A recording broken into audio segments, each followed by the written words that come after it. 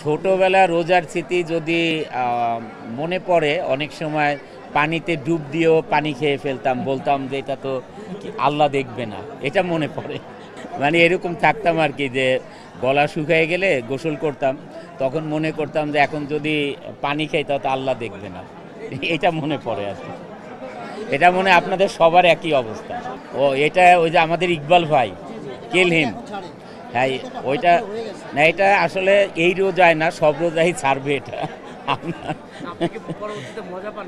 না, এটা আসলে আফসোস লাগে, ইকবাল ভাইও আমাকে দিয়ে দিয়ে আমিও মুখে নিয়ে ফেললাম।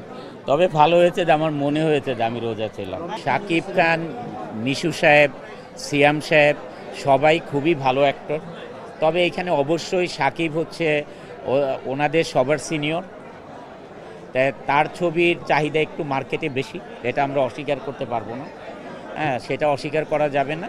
তবে আমি চাই সবার ছবি ভালো চলুক, কারণ সবাই খুশি হবে। কারণ একটা আর্টিস্ট যখন একটা ছবিতে কাজ করে, তখন তার মানে তার সবচেয়ে বেশি স্যাটিসফ্যাকশন থাকে যখন মুভিটা সুপারহিট হয়। প্রডিউসাররা চাইলেই দেখতে পাবে।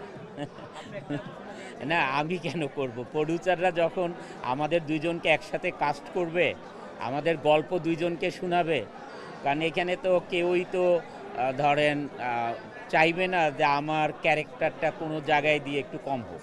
তো এটা তো জানিনি। বরবাদের টিজার দেখেছি আমি, ভালো লেগেছে আমার কাছে।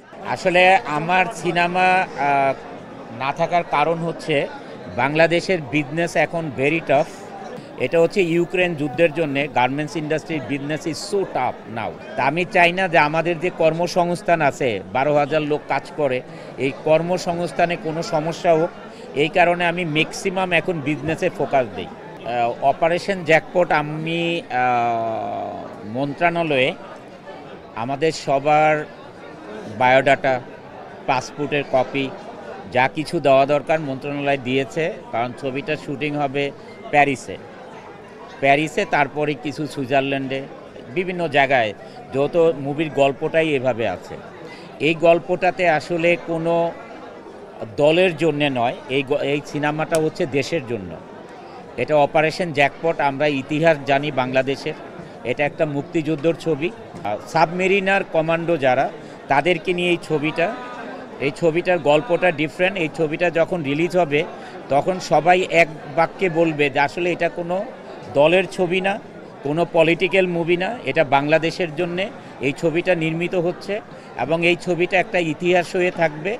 অপারেশন জ্যাকপট ফান্ডিংয়ের সমস্যা, সেটা আমি যেটা আলোচনা করেছি, আমাদের যে প্রডিউসার স্বপন ভাই, উনি বলেছে যে উনি যেই বাংলাদেশের পার্টে যেই ফান্ড পেয়েছেন, উনি তো শুটিং করেছেন, এখন যে লাস্ট পেমেন্ট যেটা আছে সেটা পেলেই উনি বাইরের শুটিংটা করতে পারে।